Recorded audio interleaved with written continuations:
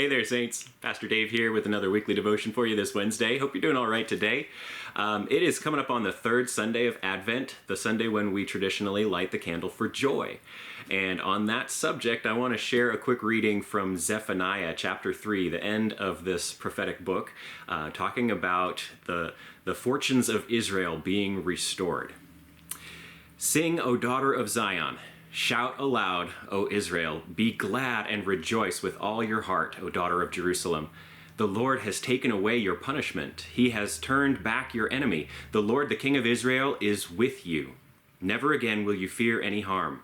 On that day they will say to Jerusalem, do not fear, O Zion. Do not let your hands hang limp. The Lord your God is with you. He is mighty to save. He will take great delight in you. He will quiet you with his love. He will rejoice over you with singing.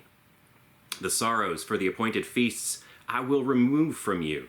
They are a burden and a reproach to you. At that time I will deal with all who oppressed you. I will rescue the lame and gather those who have been scattered.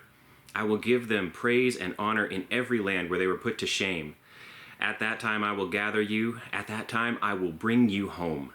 I will give you honor and praise among all the peoples of the earth when I restore your fortunes before your very eyes. Saints, if my 7th grade English teacher was grading that prophecy as a paper that I had turned in, I can tell you what Mrs. Rose would have written at the very top of it. Verb tenses. She would have docked me points because of the disagreement of the verb tenses. So jumping back and forth between past and present and future. Did you catch that? In just those couple of verses, we're going to what God has already done, what God will do, what God is doing.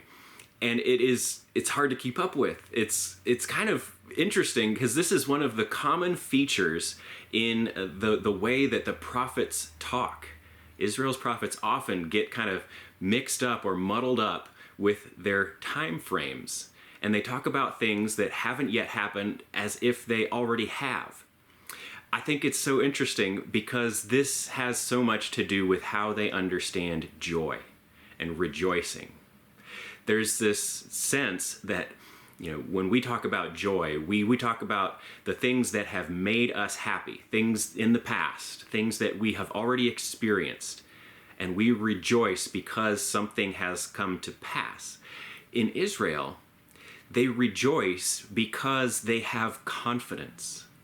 They believe that what God has said, God will do. So it doesn't quite matter whether it has happened or not. That joy is not tied to the time frame in which it happens. Talking about past, present, future immediately makes me think of the Charles Dickens classic A Christmas Carol, and how Scrooge is visited by the three spirits of Christmas past and present and future. And the ghost of Christmas past shows him a time when there was great happiness in his life. And the ghosts of present and future show a much bleaker picture by comparison. But isn't it interesting that it is those images that really contribute to Scrooge's transformation? The change in his heart by the end of the novel is very much based in what he sees as a potential future. And the sadness of the Cratchit family and the pitifulness of his own funeral with nobody attending. Scrooge sees what could be and what is, and in comparison to what was, his response is to recover his lost joy. Isn't that interesting?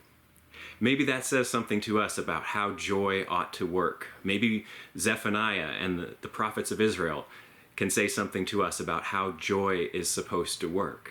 If we don't feel like the things that would bring us joy have yet happened in our lives, isn't there still a way that we might rejoice in knowing God's promises?